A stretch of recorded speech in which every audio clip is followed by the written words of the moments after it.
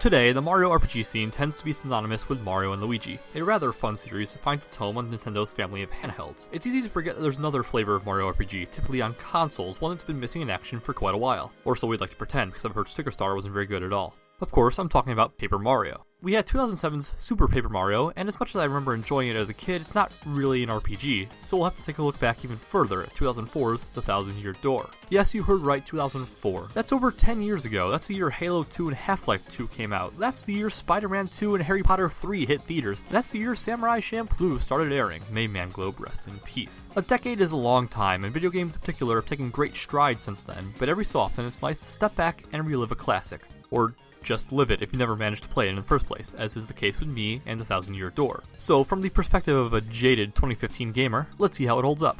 Oh, and by the by, I've undergone some renovations and removed the ugly segment to present a more streamlined experience, so don't go thinking that this game is automatically fantabulous just because I mention only good and bad.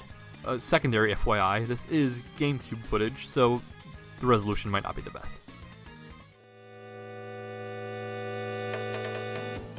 One day, Mario receives a letter from Princess Peach saying that she has discovered a treasure map in Rogueport and asking for Mario's help to find the treasure. Once Mario arrives, however, Peach is nowhere to be found, and suspicious X-Nauts are harassing the citizens about something called Crystal Stars. With the help of the locals, Mario proceeds to collect these Crystal Stars, unraveling the mysterious connections between the stars, the X-Nauts, Peach's disappearance, and the ominous 1,000-year-old door beneath Rogueport. Yeah, I know, that was short. It's a Mario game. What do you want from me? It's not exactly a Pulitzer Prize-winning manuscript.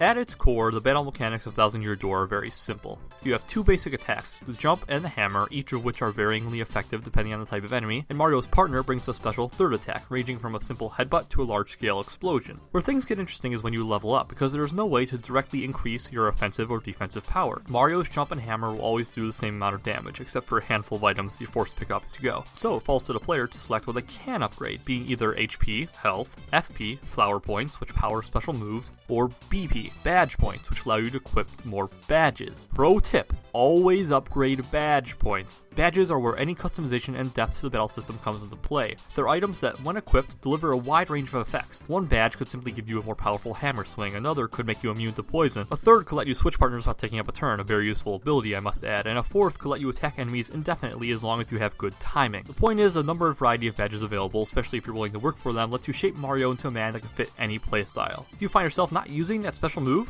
just get rid of it and use the badge points as something else. It's not a revolutionary battle system by any means, but it worked and was more than fun enough for the game that Thousand-Year Door was trying to be, which just so happens to be a very atypical Mario game, especially in terms of setting, subject matter, and even tone. Rogueport is not a pleasant town. It's grimy, downtrodden, and packed to the brim with thugs, pickpockets, and Pianta Mafia. But once he steps outside its borders, Mario wanders into some even stranger areas. One chapter that vividly comes to mind is Twilight Town, a village in perpetual near nighttime that is cursed to have its inhabitants slowly turn into pigs, an act that occurs right in front of your eyes. Another is literally the moon.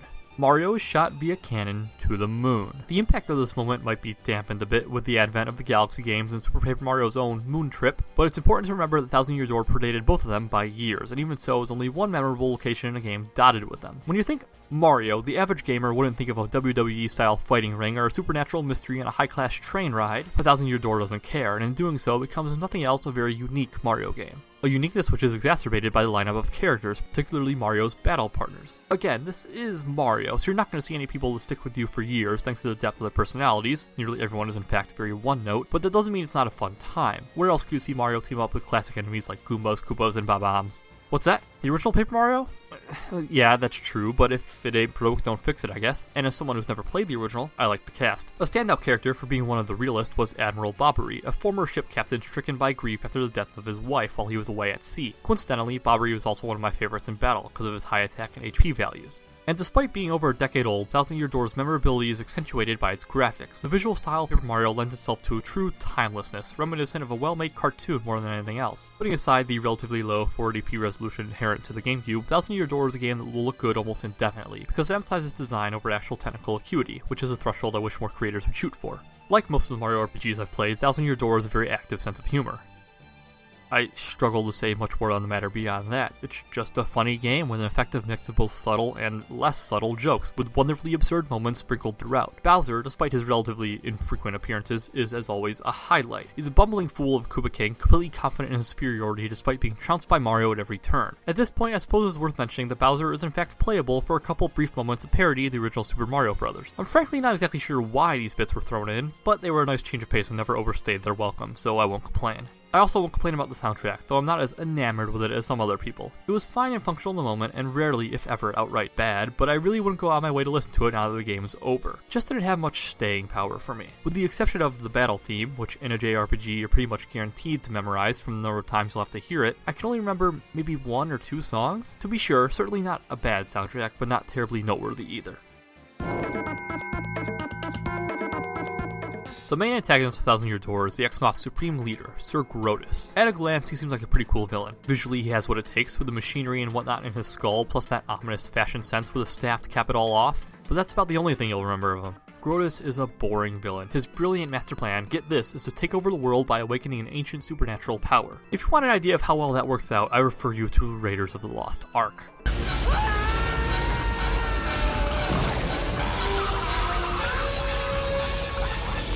A villain's colorful demeanor can overshadow their lackluster plans, but Grodus is as generically stoic and fish-shakingly evil as you get, right down to his almost absurd level of self-confidence and disdain for underlings. In a game as consistently funny, or at least weird as Thousand Year Door, Grodus sticks out like a sore thumb for being so utterly unremarkable. And you can't even use the excuse of, it's a Mario game, how can you expect the villains to be good? Because Super Paper Mario had a fantastic villain in the form of Count Black. For better or worse, I have no further complaints with the story or characters of Thousand Year Door. The rest of my issues are focused solely on the gameplay. The first is that, on rare occasions, the method to progress is difficult to discern. To put it more simply, I didn't know how to continue. Go ahead, laugh all you want about how I got slipped up by a family-friendly game, but you'll understand if you've played Thousand Year Door for yourself. Every so often, the criteria for progression is almost frustratingly unfair. It got to the point where, as a young child who did actually give Thousand Year Door a shot, I had to drop the game and leave it for over a decade until now when I've decided to come back, and I still had some problems. Let me paint you a picture. I am in the second to last chapter of the game. To proceed, I must meet up with Gold Bob and General White, 2 Bobs of exactly the coloration you would expect. And that's it. That's all I have to go on. The whole of the game world is open to me, and I have to find these 2 with no guidance whatsoever. Goldie isn't too much of a hassle, because you're forced to directly interact with them at least once prior. White, the albino motherfucker, is the biggest pain in the ass. For one, you're expected to somehow remember a random unimportant civilian from the very first chapter of the game, and then once you travel to his old location, talk to the one specific person who knows where he went. For 2, once you do talk to this person, Whitey sends you on a wild goose chase across the entire map, a literal chain of visiting every area in the game, only to hear, "Oh, you just missed him, I think he was going to this other area." And the whole affair is one of the dullest, most annoying bits of padding I've experienced in quite a while. The odyssey with General White is symbolic of a larger issue that regularly plagued Thousand Year Door: backtracking. You'll be lucky to come across a chapter of the game that doesn't force you to navigate through the same scenery at least once, and sometimes as many as 5 times over. What's worse is that the reasons for this backtracking are often incredibly contrived. Here's an example. You start at a castle and discover an enemy's secret weak point. You leave the castle and travel all the way through a forest to confront the enemy. Once they realize you know their weakness, they flee to the castle, forcing you to go all the way back through the forest to get to them. Oh, and did I mention that before this point you'd already navigated through the forest thrice? It feels awfully lazy, as if Nintendo wasn't happy with the length of their game, but didn't have the time or the money to design more levels, so they resorted to looping pre-existing maps as much as they could. I honestly would have preferred a shorter game rather than forcing me to replay the same sections again and again. Alternatively, they could have at least changed up the enemy formations, even if they absolutely had to recycle the environments. Sadly, that is not the game we got. Even when Thousand Year Door doesn't reuse its architecture, it can start to drag, as in chapters go on for a bit too long and I start to get bored. However, I would say this is a small issue because comparatively, it is. The game was designed well enough that outside of the aforementioned backtracking, it has a tendency to shake things up just as tedium is beginning to set in. It's certainly no Persona Q, where repetition was the name of the game. Ultimately, while not being a problem I can completely overlook, the final dungeon was the only point where the length and pacing really started to get on my nerves. Okay, right. The verdict. Thousand Year Door wasn't a bad game, for sure. Generally, I have fond memories, and the experience as a Mario game was unique. The dialogue was funny, the combat deep enough, and my only major gripe is the appalling amounts of backtracking. But even so, I can't help but feel something was missing, something that held me back from enjoying the journey to its full potential. So, after taking everything into account as well as my own subjective enjoyment on a scale from F to S, I award Paper Mario: The Thousand Year Door a B rating. This is where that subjective enjoyment bit has a stronger influence than usual. On paper, everything about the game leans towards A, but I just can't. I never had that, wow, I love this moment, or even that, wow, I really like this moment. My emotions were fairly neutral for more or less the whole time, and the rating reflects that. Seeing as this is a video game, I can skip the usual spiel of streaming sites, so that'll do it. Thanks for watching, have a great day, leave any feedback in the comments, subscribe if you want more, and if there's something you'd like to see reviewed, by all means, tell me. I also have a Twitter if you are so inclined. See you next time.